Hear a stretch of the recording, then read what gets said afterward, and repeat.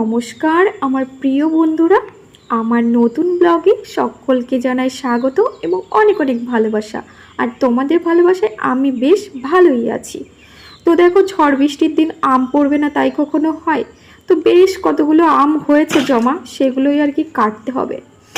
তো এগুলো না কাটলে তো আবার পেকে যাবে। তো বড়মশাই বলল আমগুলো যখন পড়েছে কেটে নাও। আর এই আমগুলো, যে রেন্ট হাউসে থাকি আমি, সেই বাড়িতে একটা গাছ রয়েছে 12 মাসের আম।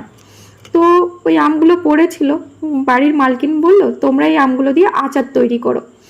তো কাটবো কাটবো করে বেশ সময় বয়ে যাচ্ছে আর কাটা হচ্ছে না, বেশ পাকা পাকা হয়ে যাচ্ছিল, আঠি হয়ে গেছে আমগুলো। দেখো কাটতে আমার বেশ কষ্ট হচ্ছে, তারপরে ছিল না বটিতে ধার, বেজায় মুশকিলে পড়েছিলাম জানো তো। যাই হোক, আমগুলো এই কাটা শেষ হলো আর কি। তখন রোদ ছিল না, বিকেল হয়ে গেছিলো, 5টা মতন বাজে হয়তো তখন। তারপরে কাটা হয়ে গেল।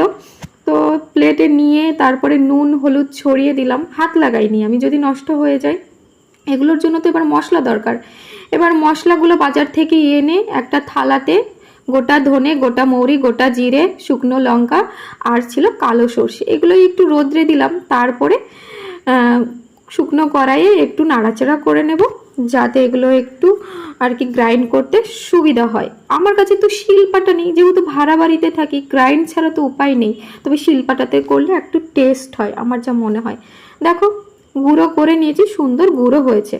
এবার কড়াইয়ে খানিকটা তেল ঢেলে দিলাম, লবণ হলুদ সেই ভাজা মশলাগুলো ছেড়ে দিলাম, তারপরে আম ছেড়ে দিলাম, কিছুক্ষণ নাড়াচাড়া করে জারের মধ্যে এবার ঢুকিয়ে নিলাম। জানো তো, ভাবছিলাম বেশ শখ করে সুন্দর করে জারের মধ্যে আমি এই আমগুলোকে ভরবো, তা দেখি ভিডিওতে ক্যামেরাটা অনই করিনি।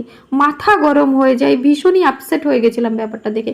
যাই হোক, কিছু তো করার নেই, ক্যামেরা যখন অন হয়নি আর কিছু করার নেই।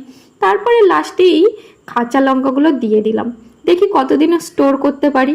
আমি না আগে কখনো এই রকম আম তেল বানাইনি, তো এই ফার্স্ট টাইম বানালাম। কেমন হয়েছে তোমরা একটু জানিও, আর এরকম করেই বানাই কিনা সেটাও বলো। আমার ভিডিও প্রায় শেষের মুহূর্তে, ভালো লাগলে লাইক কমেন্ট করে দিও। Bye bye.